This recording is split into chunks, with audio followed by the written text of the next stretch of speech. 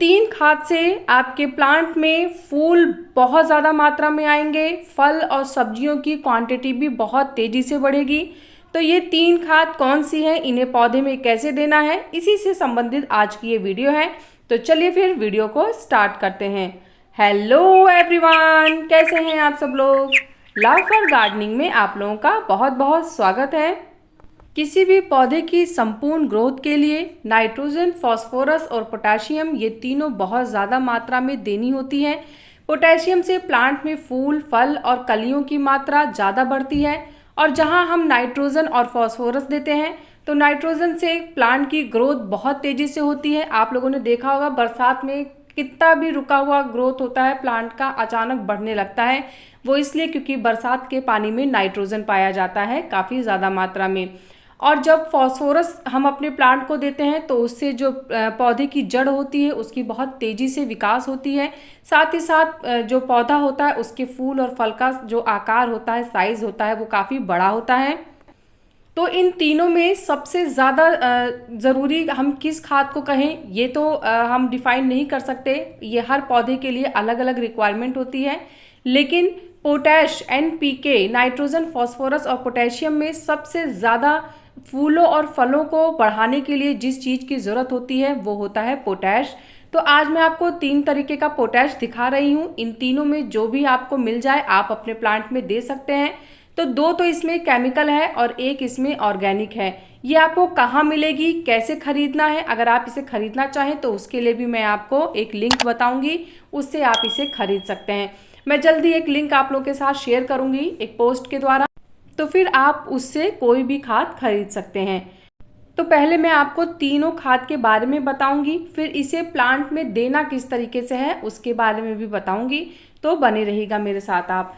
तो देखिए पोटैश, आप देखिए यहाँ पे तीन तरीके के हैं। हालांकि बहुत सारी चीज़ें जिनमें पोटैश काफ़ी मात्रा में पाया जाता है, पर मैंने अभी फ़िलहाल यहाँ पे तीन चीज़ें उठाई हैं और आगे धीरे धीरे मैं और भी चीज़ें लाती रहूँगी।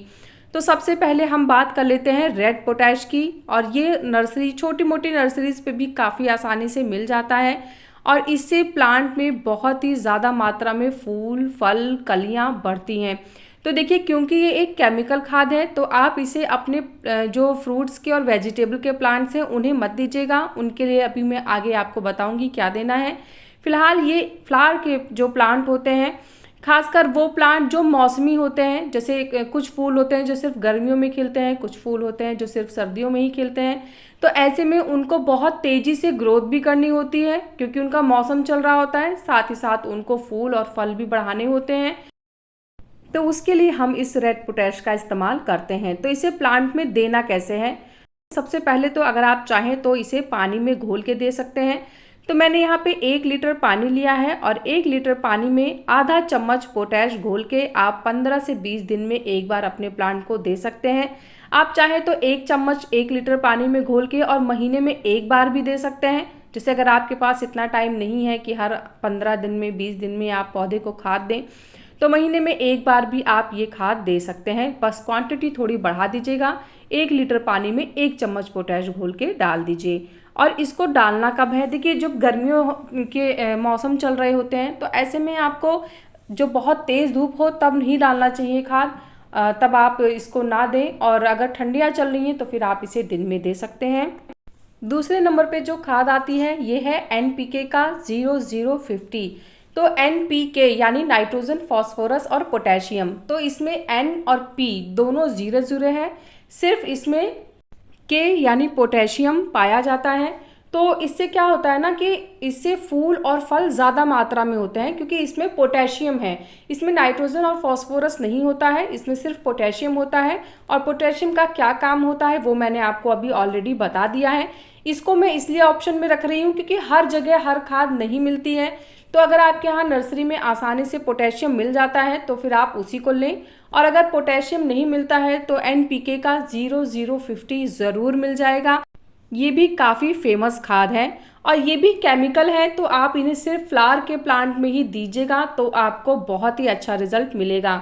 आप इसे दे कैसे सकते हैं, तो देखिए आप चाहें तो जैसे हल्की सी मिट्टी की गुड़ाई करके और उसके बाद इसमें आधा चम्मच आप एनपीके का 0050 लीजिए और अपने एक प्लांट को दे दीजिए। इसे खासकर कब देना चाहिए, तो इसे तब दीजिए जैसे प्लांट में जब आप देखें कि ग्रोथ काफ़ी हो गई है और अब कलियां खिलने का मौसम है या टाइम चल रहा है लेकिन फिर भी कलियां नहीं आ रही हैं, तो उस समय पे आप इसे दे सकते हैं। इससे बहुत ही अच्छा रिजल्ट मिलता है। मैं पर्सनली अपने काफ़ी फ्लावरिंग प्लांट में इसे यूज़ कर चुकी हूँ। उसके बाद क्या करना है, मिट्टी में वापस से खाद को मिक्स करके और पानी ज़रूर दे देना है। पोटेशियम जब भी आप प्लांट को दें तो मिट्टी बहुत ज़्यादा ड्राई नहीं होनी चाहिए, हल्की फुल्की सी मॉइस्चर रहे तभी प्लांट को ये खाद दे दें। चाहे तो आप इसे घोल के भी दे सकते हैं। जैसे 1 लीटर पानी में आधा चम्मच हम यहाँ पे एनपीके 0050 लेंगे और उसे घोल के इसे भी प्लांट में दे सकते हैं। खाद देने का टाइम शाम का ही चुने अगर आप गर्मियों में दे रहे हैं। देखिए ये सारे खाद जो मैं आपको बता रही हूँ ये मौसमी फूलों के लिए हैं। ऐसा नहीं है कि जैसे जिस फल का या जिस फूल का मौसम नहीं चल रहा है और आप तब भी उसको खाद देते रहेंगे तो फिर उसमें कोई भी फूल फल नहीं आएगा। जब उसका मौसम चल रहा है तभी आपको उसे ये खाद देनी है। अब हम ऑर्गेनिक खाद की बात कर लेते हैं जिन्हें हम अपने फूल फल वेजिटेबल सभी प्लांट्स में दे सकते हैं।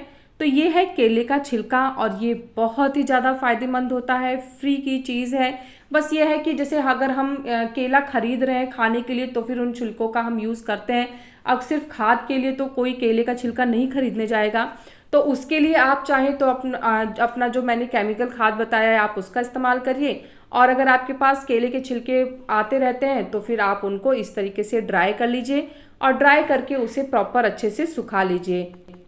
सुखाना बहुत ज़रूरी है। अगर आप इसे मिट्टी में ऐसे ही दे रहे हैं, देखिए इसे भी 2 तरीके से दिया जा सकता है। तरीका क्या है वो भी आगे मैं आपको बताऊंगी। तो सबसे पहले जो तरीका होता है उसमें आपको प्रॉपर अच्छे से ड्राई कर लेना है केले के छिलकों को। आप चाहें तो छोटे छोटे टुकड़े जब ये गीले होते हैं तभी छोटे छोटे टुकड़े करके और इनको अच्छे से ड्राई कर लीजिए, और नहीं तो पहले इन्हें अच्छे से ड्राई कर लीजिए प्रॉपर, और उसके बाद फिर आप इसे किसी कुटनी में रख के कूट भी सकते हैं या फिर आप चाहें तो इसे मिक्सर में बारीक पीस लीजिए। देखिए ये इस तरीके से एकदम बहुत ज़्यादा ड्राई हो गई है। और ड्राई होने के बाद मेरे पास एक कुटनी है जिसका मैं अक्सर वीडियो में आप लोगों के सामने यूज़ करती रहती हूँ। तो अब मैंने क्या किया है कि इस सूखे हुए केले के छिलकों को इसी कुटनी में डाल के और अच्छे से कूट लिया है ताकि ये थोड़े से बारीक हो जाए। एकदम पाउडर फॉर्म में नहीं बनाना है, हल्का फुल्का दरदरा रहेगा तो चलेगा, उसमें कोई ऐसी प्रॉब्लम नहीं है। बस ये है कि बड़े बड़े छिलके ना हो, क्योंकि अगर बड़े छिलके होते हैं तो उन्हें डिकम्पोज होने में बहुत ज़्यादा टाइम लगता है और पड़े पड़े फिर वो फंगस भी क्रिएट कर सकते हैं। तो इसीलिए अगर आप इनको बारीक कर लेंगे तो ये ज़्यादा बेटर होगा। अब इसे देना कैसे है चलिए इसके बारे में बात कर लेते हैं। तो आप इसे, क्योंकि ये ऑर्गेनिक है, तो आप इसे किसी भी तरीके के प्लांट को दे सकते हैं जिनमें भी फूल फल सब्जियां आती हैं। तो इसको देने के लिए सबसे पहले क्या करना है, कोई भी प्लांट में जब आप देंगे तो हल्की सी ना मिट्टी की गुड़ाई ज़रूर कर लीजिएगा। और गुड़ाई करने के बाद आप 2 चम्मच जो केले का सूखा हुआ छिलका है वो आप दे दीजिए, और उसके बाद मिट्टी में अच्छे से मिक्स करके इसमें पानी ज़रूर डाल दीजिए। पानी जैसे जैसे पड़ता रहेगा वैसे वैसे ये डिकम्पोस्ट होता रहेगा। इसके बाद इसे दूसरे तरीके से कैसे देना है उसके बारे में भी चलिए मैं आपको बता देती हूँ। ये जो केले का छिलका है ना, इसका जो रिज़ल्ट है एकदम जादुई रिज़ल्ट आता है। तो एक बार आप इसको आजमा के ज़रूर देखिएगा, 100% आपको रिज़ल्ट मिलेगा। तो देखिए केले के छिलकों को क्या किया था मैंने, 2 दिन तक के लिए इसे पानी में अच्छे से भिगा लिया था और ढक के रख दिया था किसी छांवदार जगह पे। और उसके बाद अब 2 दिन बाद मैं इसको छान ले रही हूँ। तो छिलका हमें नहीं चाहिए, हमें सिर्फ इसका पानी चाहिए और उसमें 2 गुना पानी ऐड कर देना है। और इसके पानी में अब जितना भी पोटेशियम पाया जाता है जो केले के छिलके में, वो सब इस पानी में बहुत ही अच्छे से आ गया है। अब ये जो खाद है ये आप अपने किसी भी फूल फल सब्जी के पौधे में दीजिए। इससे भर भर के फूल फल और सब्जियां आपके पौधे में आएंगे। मतलब मैंने इसे अपने नींबू बैंगन मिर्ची के प्लांट में दिया था, टमाटर के प्लांट में भी मैं देती हूँ और मुझे बहुत ही अच्छा रिजल्ट मिलता है। तो ये खाद भी आप 15 से 20 दिन में एक बार अपने एक पौधे को दे सकते हैं। तो इससे भी आपको बहुत ही अच्छे रिजल्ट मिलेंगे।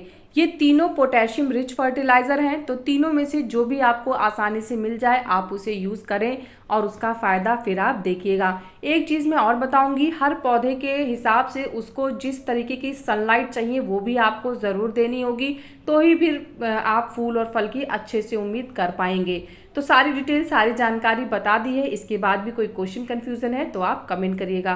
कैसा लगा मेरा आज का ये वीडियो मुझे ज़रूर बताइएगा। अगर आपको वीडियो पसंद आया है तो वीडियो को लाइक करिएगा, चैनल को सब्सक्राइब करिएगा। मिलते हैं फिर नेक्स्ट वीडियो में, तब तक के लिए बाय, टेक केयर।